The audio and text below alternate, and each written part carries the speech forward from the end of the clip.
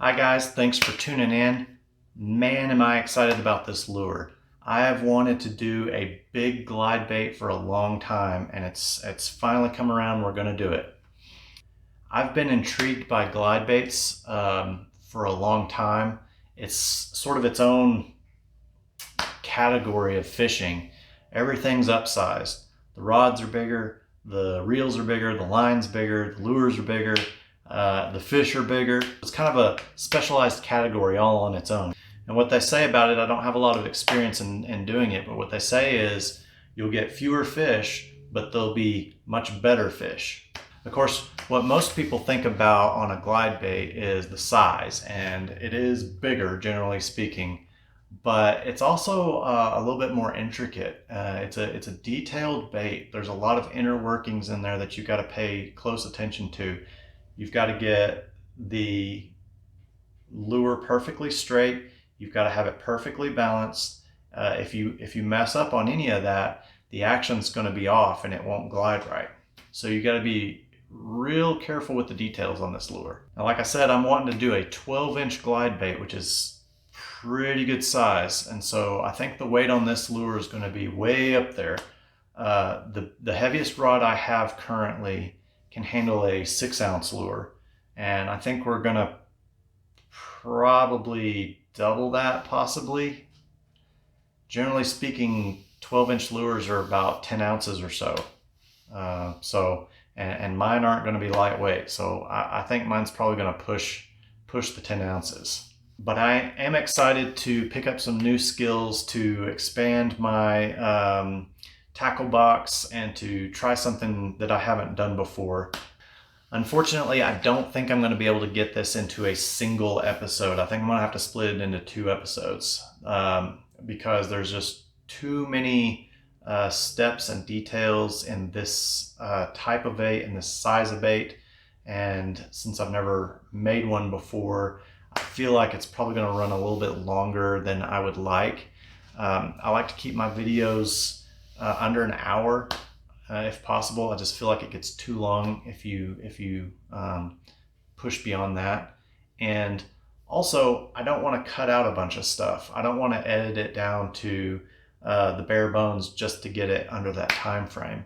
So in an effort to give you the best quality content, I'm going to split it into 2 parts so that it's a little bit more manageable for you to watch and for me to produce. And that way, I think we can kind of strike a compromise. Because I really want to show you the entire process. I don't want to shortchange you on the whole process and the details of it. Here's a sketch of what I'm wanting to do. I had recorded this whole sketching process and then realized that I forgot to press record, and so I fussed over this for so long I don't really want to draw it again. But I'm just gonna go with a traditional trout kind of design. I'm not sure if I'm going to do the fins or not. That may have to be a game time decision. I may just go with the body shape. I'm not really sure yet. But this is what I've got so far. It's going to be 12 inches long, and it's going to be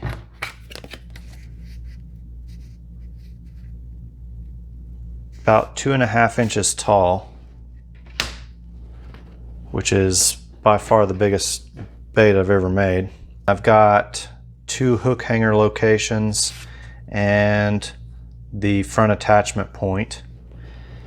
And next step is to transfer this to my wood, although I only have 3/4 inch poplar here in the shop. So what I'm going to do is I'm going to cut some out and then I'll glue them together so that I can get the right thickness.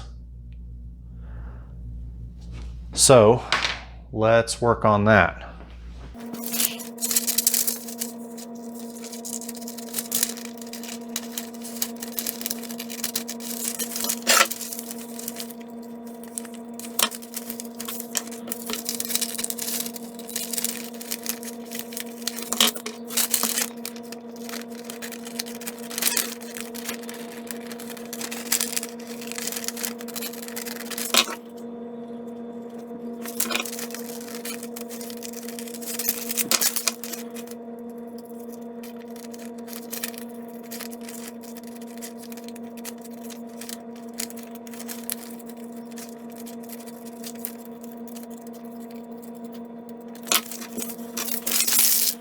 What I've got here is a 3/4 inch thick by 11 inch piece of poplar.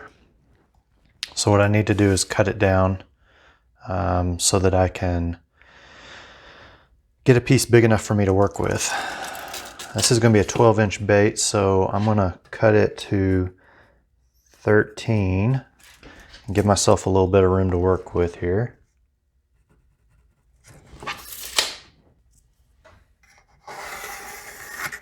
I really only need 6 inches. I need this bit right here.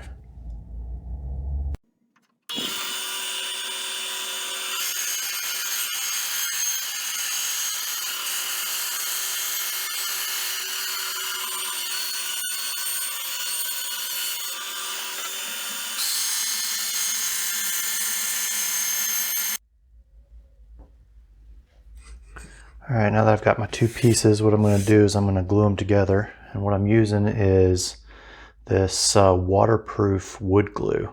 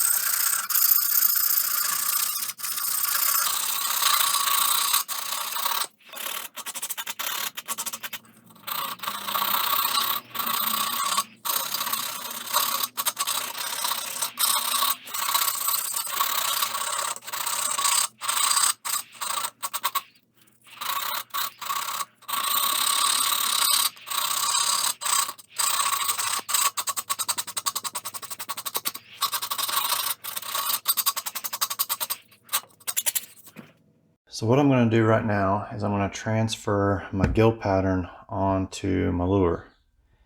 And the way I'm going to do that is I'm going to take my pattern, and I need to draw lead on both sides. So the best way to do that is to use a light box. I've made a makeshift light box out of this tote. If you don't, you can always just tape this to a window or something and let the light shine through, and you can trace it that way.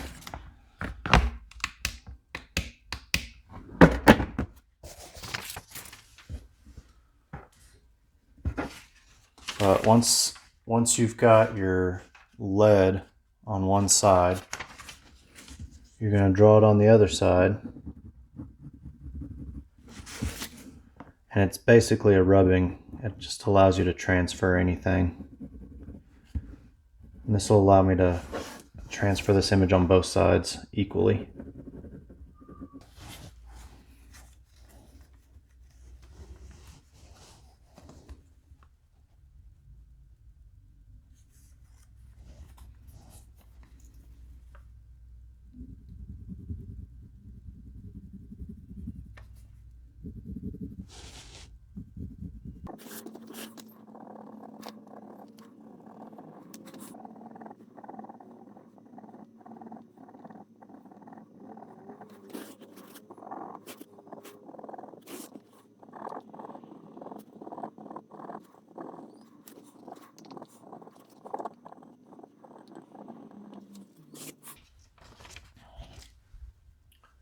You can see where it's rubbed through. You're going to have to go back in and draw back over it, but that gives you repeatability on both sides. Now that I've got my pattern scribed on both sides, I'll start carving.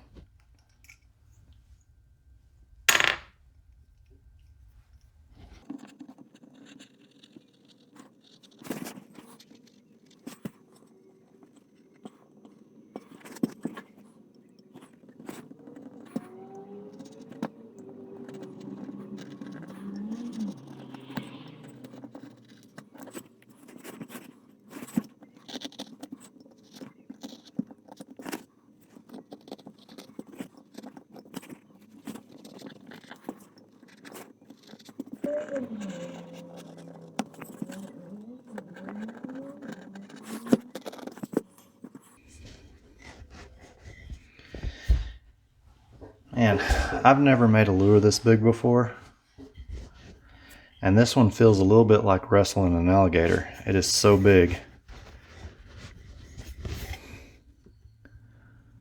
I will say it's I think a little bit easier carving in a lot of ways, just because you're not trying to whittle on something really tiny.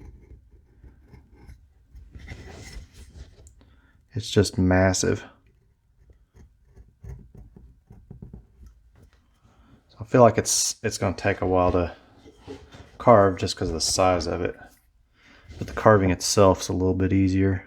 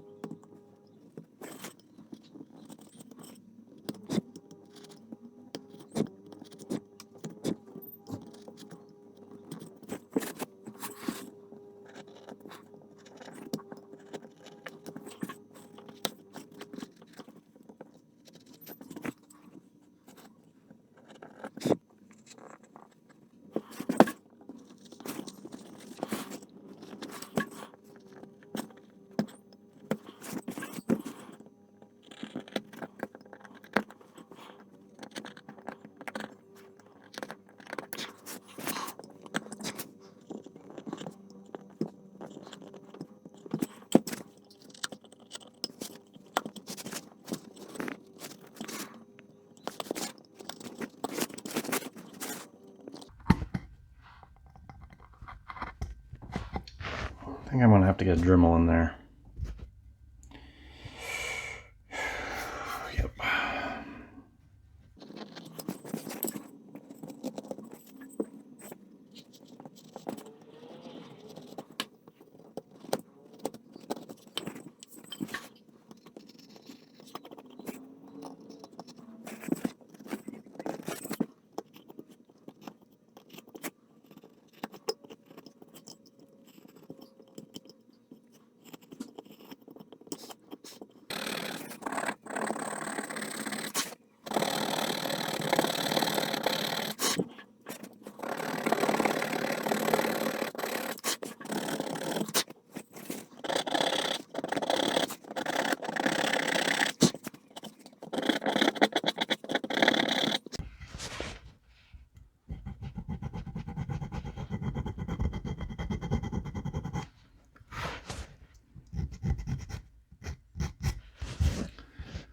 Yeah, so I am hyper focused on this.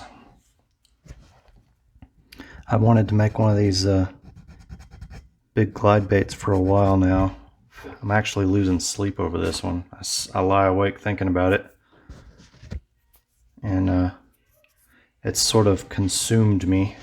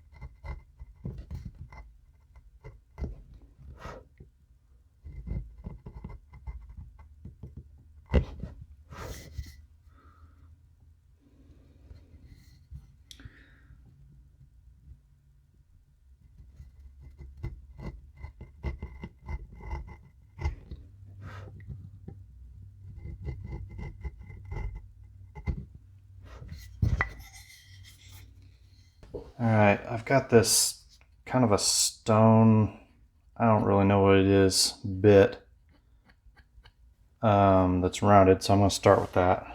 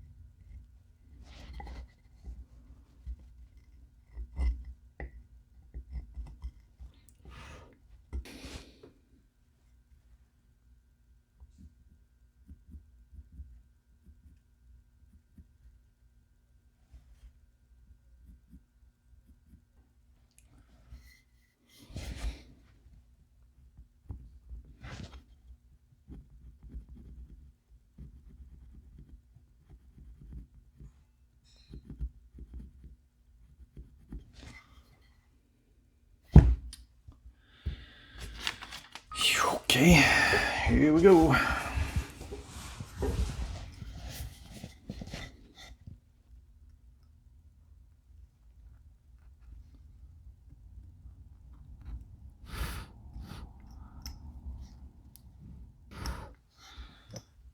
I'll try and cut these pretty deep because I want these to show up really well.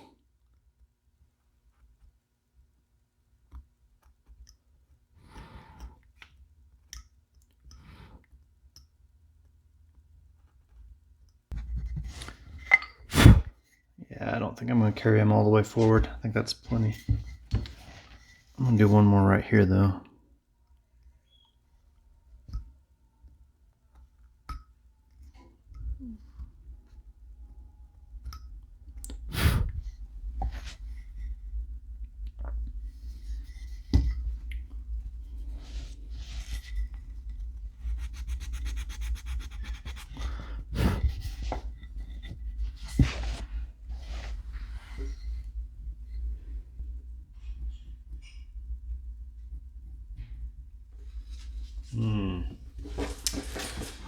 Go ahead and put the eye on, or the eye hole anyway.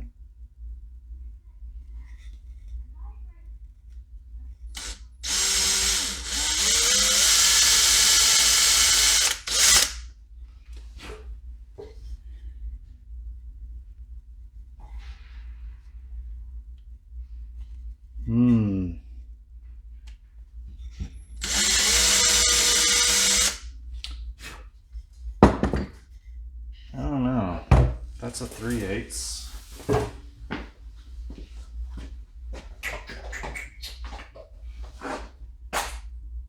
Decisions. Problem is, once I go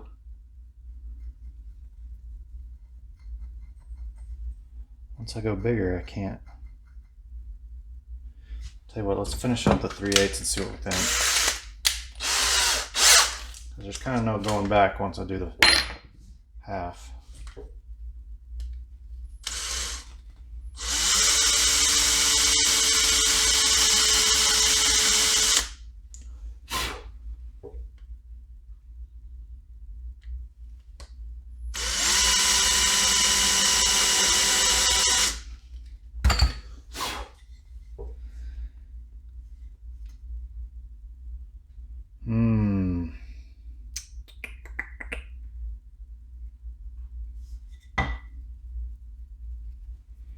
I don't know, what do y'all think?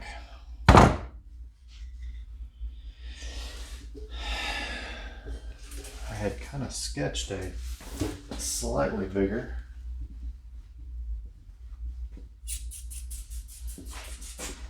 Calipers.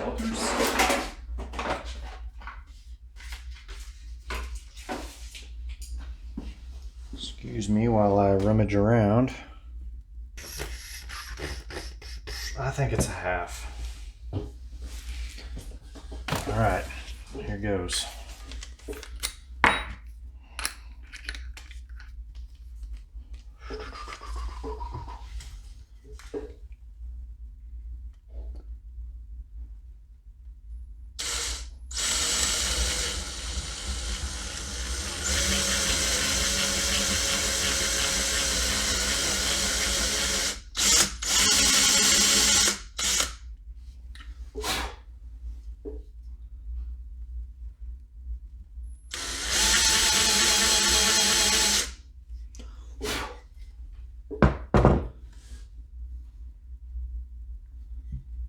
Yeah, I like that a little bit better. I think I need to do a little bit of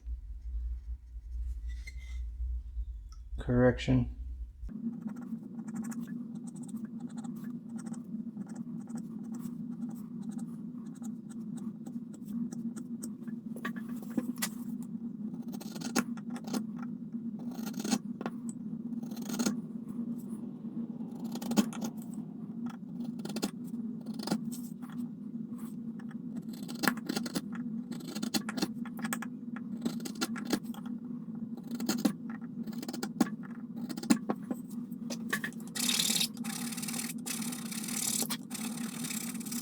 This is not ordinarily my procedure, but I'm very happy with the head and the gills and all of that area, and I want to lock that into place. So what I'm going to do is I'm going to go ahead and seal the head.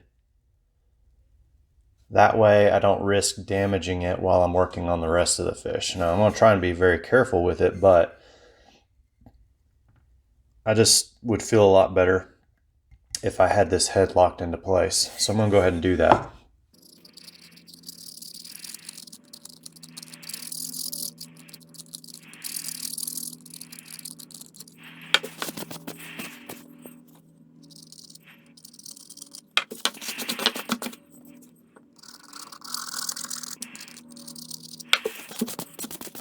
So after thinking about it a little bit, I've decided that I think this tail needs a little bit more detail in it. It looks just kind of incomplete to me. So what I'm going to do is I'm going to go in with my file and I'm just going to add some ridges, some smaller like sub ridges.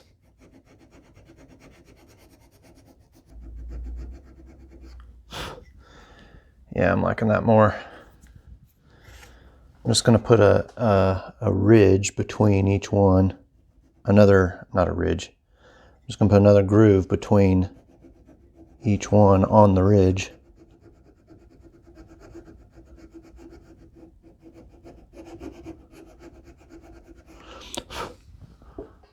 And that'll give me just a little bit more detail.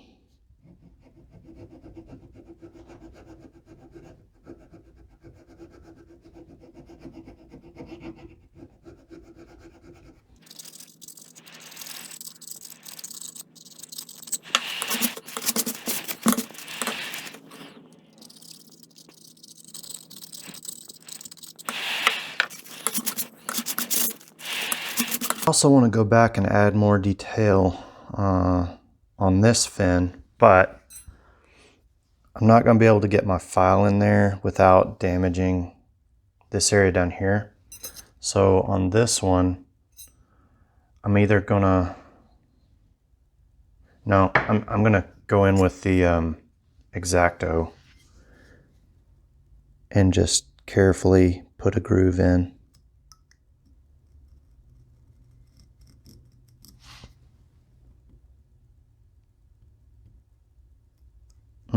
Maybe not. Maybe not, maybe not.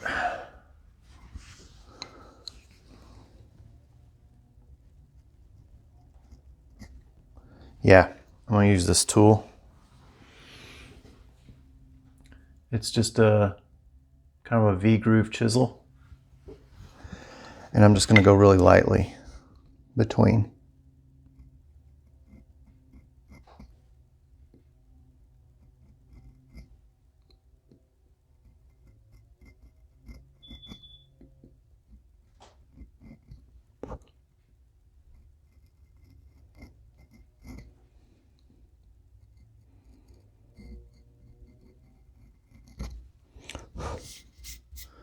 Yep.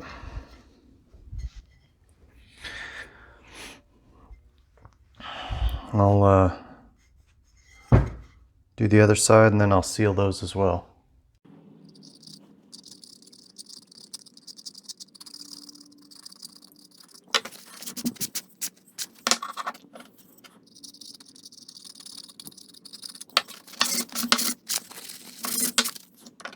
I have decided to go ahead and do all of the fins on this lure. I'm just getting so excited about all this detail. I feel like I'm gonna kick myself if I don't do it. So what I did is I got a couple of these scraps from the big blank that we cut.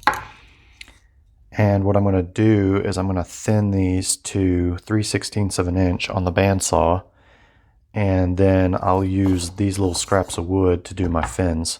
So let me run those through the bandsaw and then we'll draw our fin shapes on this and cut those out.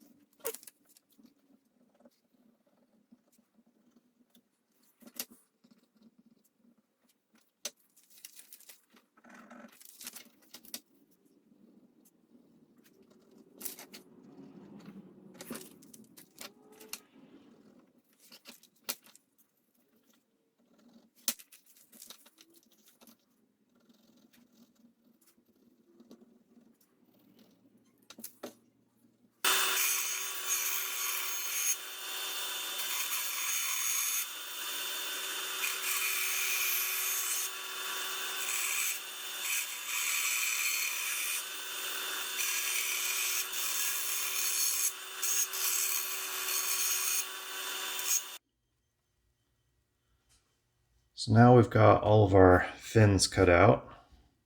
It's time to start shaping them.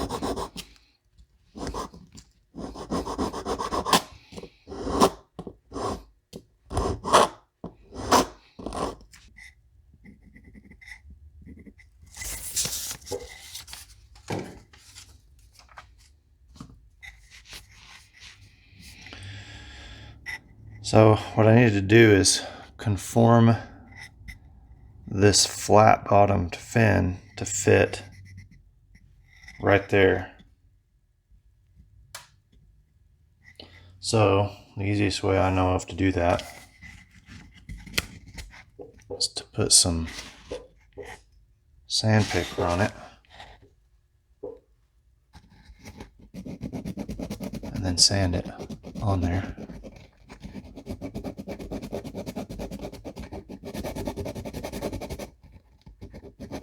You know, this fin is called the adipose, which is another word for kind of a fatty tissue. Because when they first started naming parts on this fish, that's what they thought it was. They thought it was a fatty tissue deposit.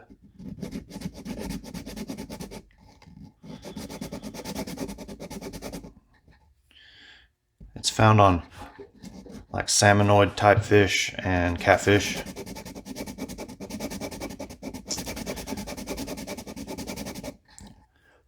And hatcheries, at least some hatcheries, used to clip these off to distinguish hatchery fish from wild fish.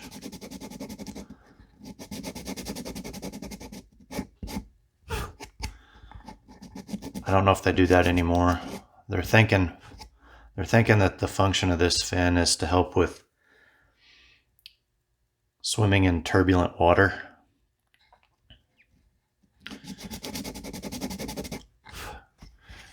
And if that's true, then they'll probably stop clipping them.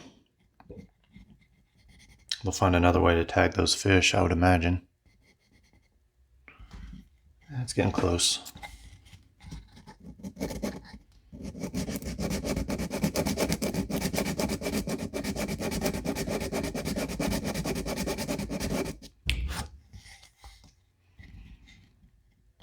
There we go. That's pretty good.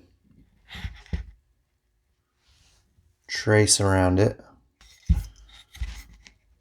And then all I'm going to do is just kind of rough that up a little bit.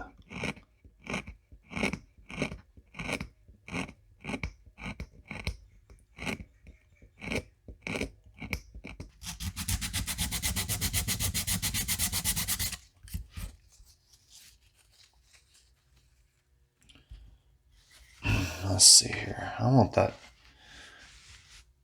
just sort of planning ahead here, I'm going to want that dorsal fin just in front of my cut. It actually, in reality, sits a little bit further back.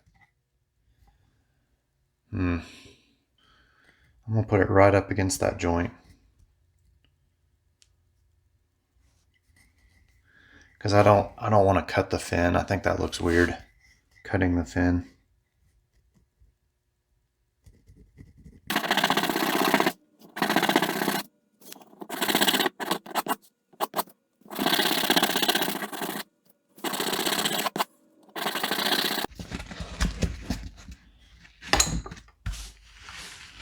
It's always good to have a variety of PVC pipe.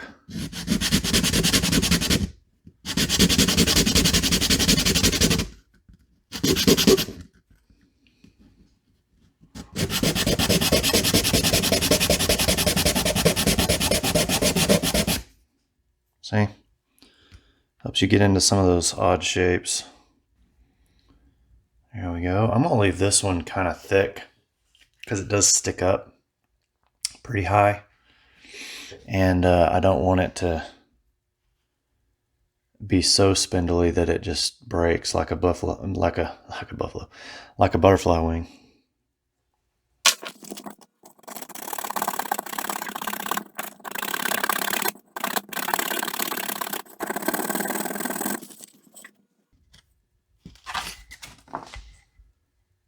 There, that's better.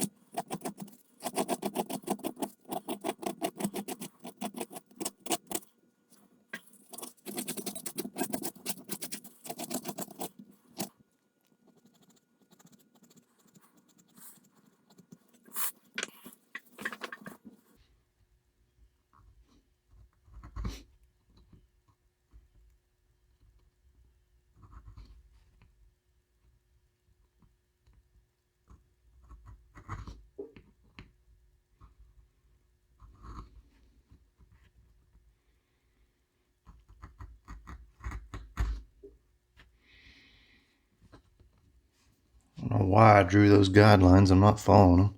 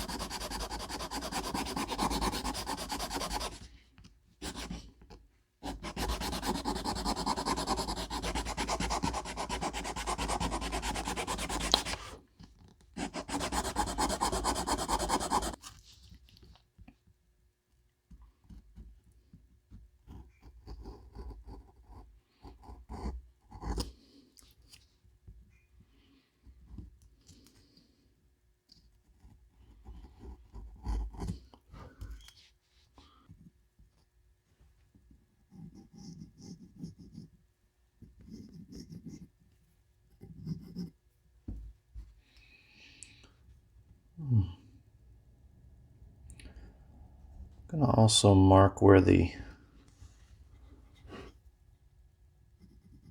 highest point on this dorsal fin is.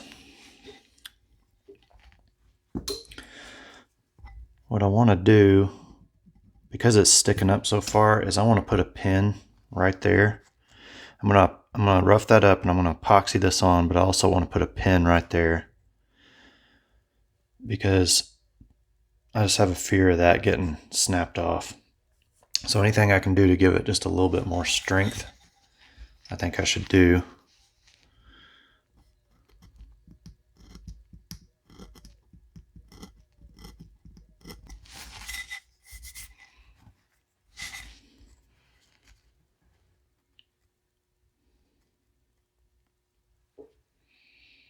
Okay.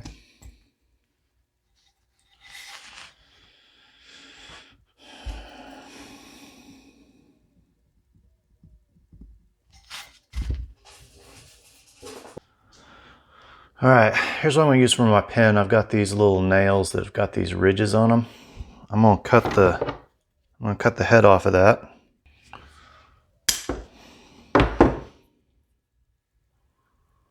Like so. And then I'm going to very carefully drill into my fin. Now let's do some measuring here. Calipers.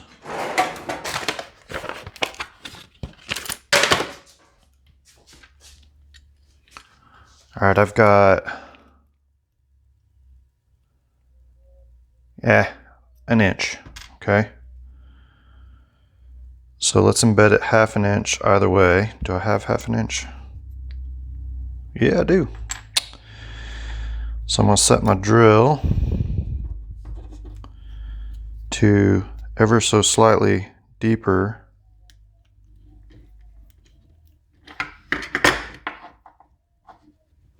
than 1/2 inch. Alrighty. Now we got to think about straight up and down this.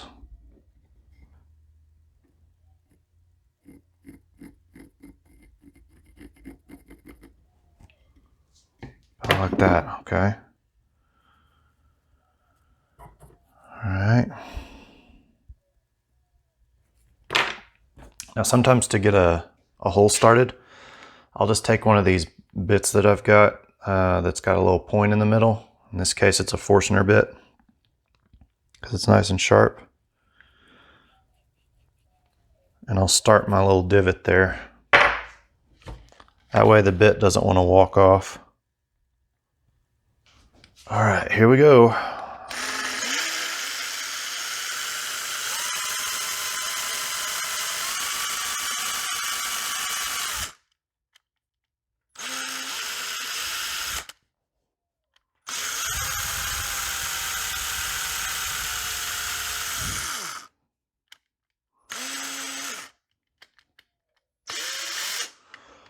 Well, that is super crooked.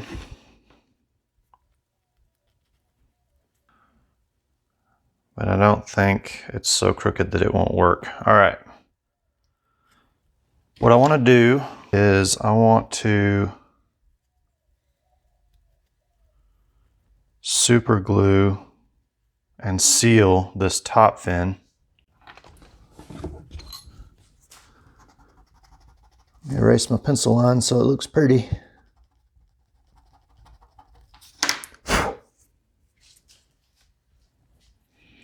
And I'm not going to glue this into place, but I'm going to use it for a handle.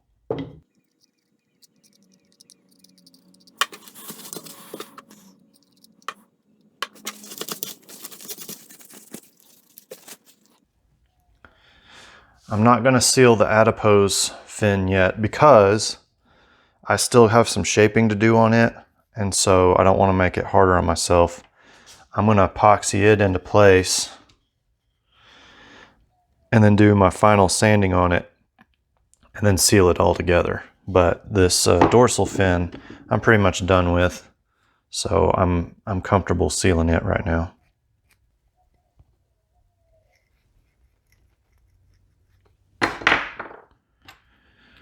And this is going to be tricky because I got to drill it now at a little bit of a funny angle. Boy, that's going to be fun. What are the odds of me getting that right? Poor. Very poor.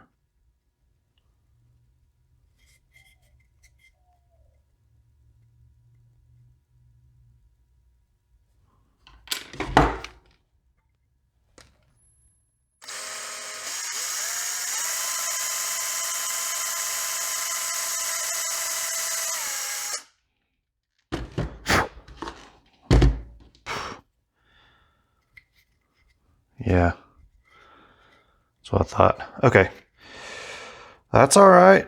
There's always a way to fix it. The way we're gonna fix this is I'm just gonna drill a big hole and we'll fill it with epoxy and it'll be fine. I have good news. There's always a way to fix any mistakes.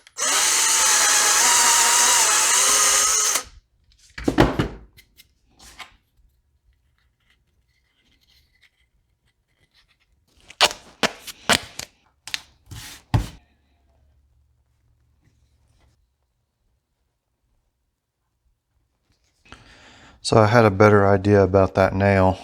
Kind of too late, but I took that nail and I bent it. I put it in the vise and I bent it. That would have been a much better solution, but it's too late now. And then I can get it in there straight. Oh well. It's done now. This will work just fine.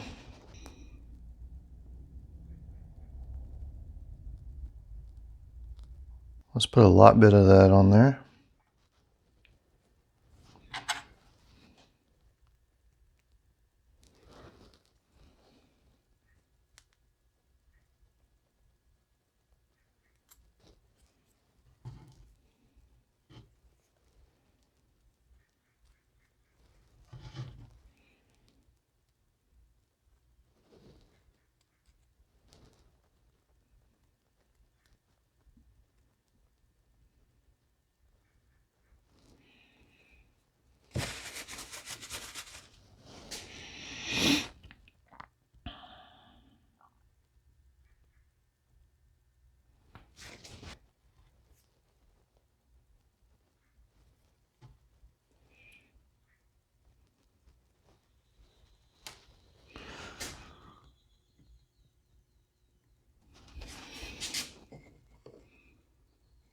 All right, so I'm going to get this kind of sort of straight.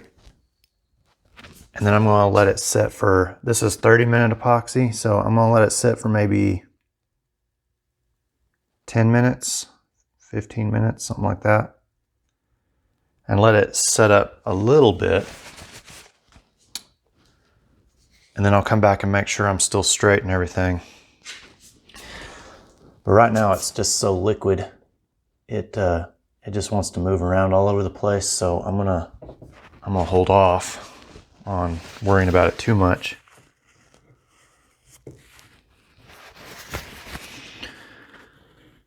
Like I said, in about 10-15 minutes, I'll come check in 10, but once it starts getting a little bit more solid, then I'll start fussing over getting it precisely aligned. For a 10-minute check, the glue is still a little bit wet, but I had an idea about, let me back up here. I had an idea about using that square in the background to line up my fins, you see? So I'll check it again in another 10 minutes. All right, 20 minutes in. Another important thing about using the angle in the back. So I've got a seam where I've put the two pieces of wood together originally. And so I make sure that that seam is aligned with this. That's how I know that my trout is up and down straight. And then I can align it like so from the front. This reminds me a lot of a rocket that I built a few years ago. Putting these fins on the fish are just almost identical to putting fins on a rocket. So far, so good. I'm going to continue to check on this. The key is to check it very often and make sure that it hasn't moved and it hasn't done something silly while you're gone. But just keep looking in on it and until you just can't move the glue anymore. Once it's set up to a certain point, then you don't have to worry about it. But until then, you got to fuss with it over and over. Let's check this from the front too.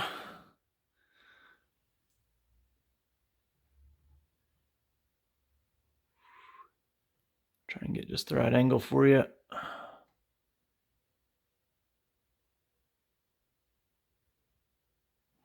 Okay. I think we're home free now. Well, I've got some heartbreaking news. The dorsal fin on this lure is not in a great place. Show you what I mean. I've got this brake line right here, and so I've got to go one side or the other with my fin or cut the fin, and I don't want to cut the fin. Well, I opted to go forward with it, but in my design I had already moved it forward a bit too much. And so if you look at a picture of a real trout, I think I'd be better off if I put it back behind the cut. So I'm gonna have to cut it off and move it back. But I'll bet you a shiny nickel I cannot salvage this fin. I'm probably gonna have to make a new one. So it's one of those things where you look at it and you look at it and you look at it and there's just something not right about it. And it's gonna bother me from now till the end of time if I don't fix it now. So let's take that off and fix it. In an effort to make lemonade out of lemons here, we're gonna see a good demonstration of how tough this epoxy is.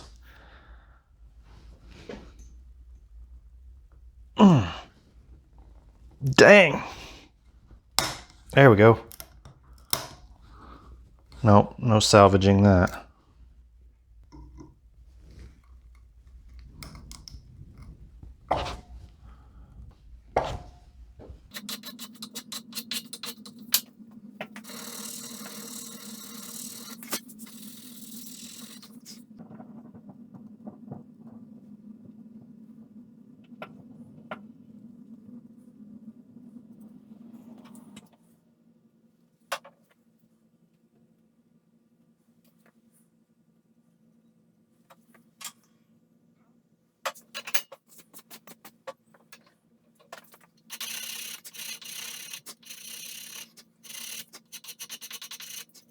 So I'm not gonna film making a new fin and attaching it. The next time you see this, it'll have the fin on it.